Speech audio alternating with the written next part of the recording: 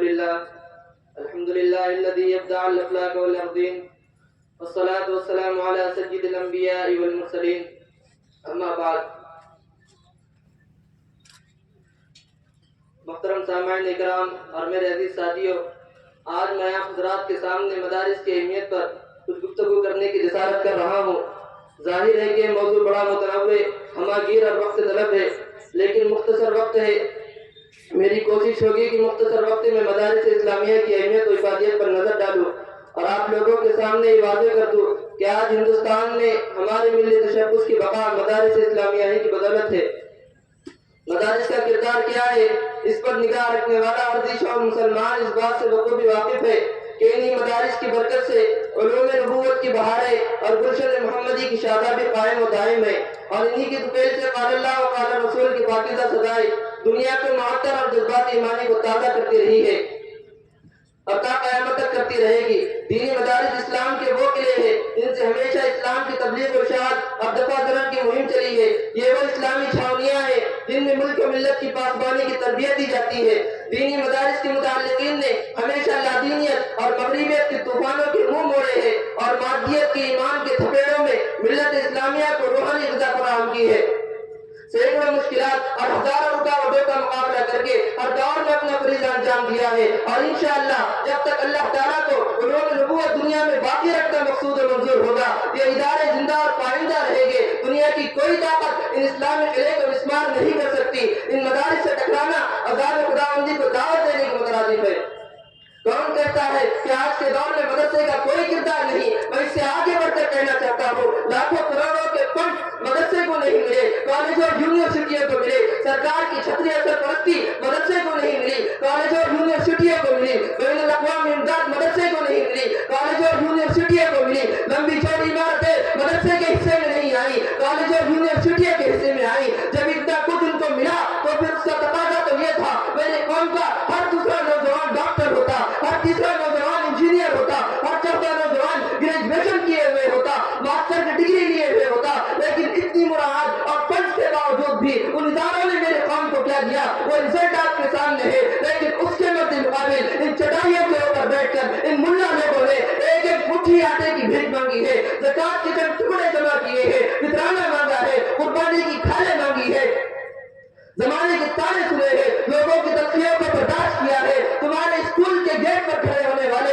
ایک چپراسی سے بھی کم تنخواہی ہے. کسی نے ان کو ملا کہا، کسی نے دہشت گرد کہا، کسی نے انتہا پسند کہا، کسی نے پتھر کے زمانے کی پیداوار کہا، کسی نے 14 صدی پرانے لوگ کہا، کسی نے جدید دور کے تقاضوں سے ناآشنا کہا، کسی نے سوسائٹی کے معاملات میں انفٹ کہا. البتہ اتنی موتنی باتیں لوگوں کے تانے سن کر، تنقید سن کر، حالات کے جبر کو برداشت کر کے، لوگوں سے مٹھی مٹھی چندے کی بھیک مانگ کر اس ملا نے اور اس مدرسے نے آج پورے قوم اور سوسائٹی کو کیا دیا. میں پوری جرأت اور ذمہ داری سے کہتا ہوں، اللہ کی قسم پورے ملک کا جائزہ لیجئے. اگر سب پر پگڑی ہے، چہرے پر داڑھی ہے، ہاتھ میں تسبیح ہے، زبان پر اللہ اللہ کا ورد ہے، چھوٹے چھوٹے بچوں کے سینے میں رب کا قرآن موجود ہے، مسجد سجدوں سے آزاد ہے، میناروں سے اللہ اکبر کی صدائیں گونجتی ہے، حاجی لبیک اللہم لبیک کی صدائیں بلند کرتے ہیں، میدان کارزار آباد ہے، خانقاہ سے اللہ کی صدائیں آتی ہے. آج کوئی دکاندار دکان پر بیٹھ کر کسی درجے میں نام تول میں ڈنڈی نہیں مارتا، کوئی صحافی کسی درجے میں رنگ کے تقدس کو پامال ہونے سے بچاتا ہے، کوئی جج کرسی قضا پر بیٹھ کر انصاف کے تقاضے پورے کرتا ہے، کوئی حکمران اقتدار کی کرسی پر بیٹھ کر اگر عدل و انصاف کے ترازو کو ہاتھ سے جانے نہیں دیتا. اللہ کی قسم اٹھا کر کہتا ہوں، پورے معاشرے میں چکر لگاؤ، جتنی خیریں، جتنی بھلائیاں، جتنی اچھائیاں تمہیں نظر آئے گی، اس کا پورا تم تلاش کرو گے، پیچھے تمہیں کوئی نہ کوئی ملا اور مدرسہ کھڑا ہوا دکھائی دے.